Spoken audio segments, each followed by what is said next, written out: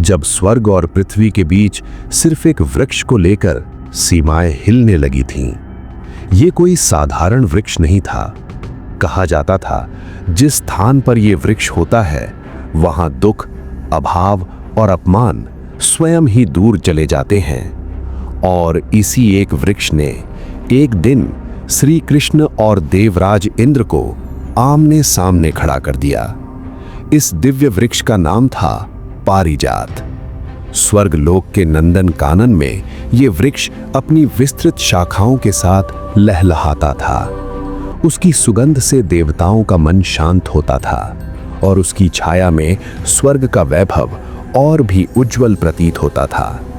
देवराज इंद्र अक्सर उस वृक्ष के समीप रुक जाते थे।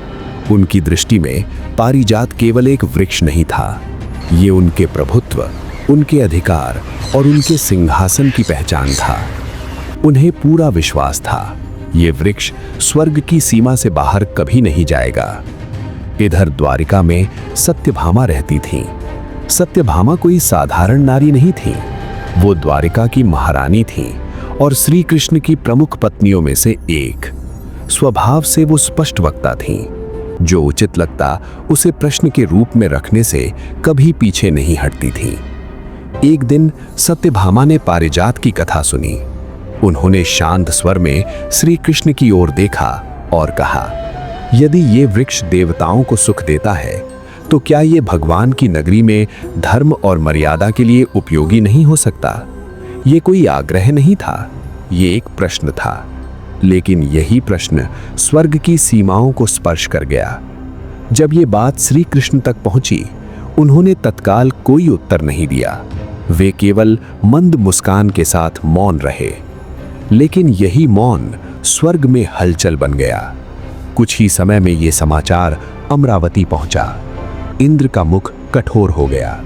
उन्होंने देवसभा में कहा, पारिजात स्वर्ग की संपत्ति है, इसे पृथ्वी पर ले जाने का किसी को अधिकार नहीं।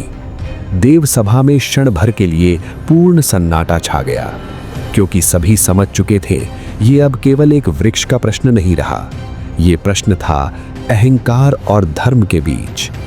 कुछ समय बाद स्वर्ग के द्वार पर एक शांत लेकिन अडिग उपस्थिति दिखाई दी। वे श्री कृष्ण थे। न कोई सेना, न कोई शंखनाद, न कोई चुनौती। इंद्र आगे बढ़े और बोले, द्वारकाधीश, स्वर्ग क्यों आए हो? श्री कृष्ण का स्वर स्थिर और शांत था। मैं कुछ छीनने नहीं आया, मैं केवल ये जानना चाहता हूं, जो धर्म के लिए आवश्यक हो, क्या वो केवल एक लोक की संपत्ति बनकर रह सकता है? इंद्र का अहंकार उस क्षण जाग उठा। उन्होंने वज्र धारण किया। अन्य देवताओं ने भी अपने अपने दिव्य अस्त्र सज्जित कर लिए। स्वर्ग का आकाश तेज प्रकाश से भर उठा।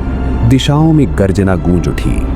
ये विनाश का युद्ध नहीं था, ये शक्ति की परीक्षा थी। इंद्र ने वज्र निक्षेप किया। अन्य देवताओं ने भी अपने अस्त्रों का प्रयोग किया। तभी श्री कृष्ण के हाथों में सुदर्शन चक्र का तेज प्रकट हुआ।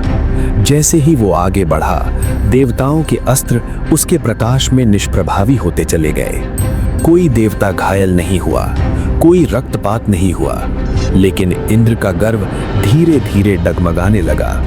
उन्होंने समझ लिया, ये युद्ध किसी को हराने के लिए नहीं, अहंकार को तोड़ने के लिए था। इंद्र के हाथ से वज्र ढीला पड़ गया। उन्होंने मस्तक झुका लिया। ये हार नहीं थी, ये बोध था। इंद्र ने गंभीर स्वर में कहा, यदि पारिजात धर्म के लिए आवश्यक है तो उसका द्वारिका जाना अधर्म नहीं है। इंद्र की अनुमति से श्री कृष्ण ने पारिजात वृक्ष को स्वयं उखाड़ा और द्वारिका की ओर ले आए। सत्यभामा के आंगन में वो दिव्य वृक्ष पुनः खिला। उसकी सुगंध में ना कोई गर्व था, ना कोई विजय, केवल शांति। और वो वृक्ष एक मौन संदेश छोड़ गया, अधिकार स्थान से नहीं आता, अधिकार धर्म से आता है। और जहां धर्म खड़ा होता है, वहां स्वर्ग को भी अपने मार्ग बदलने पड़ते हैं।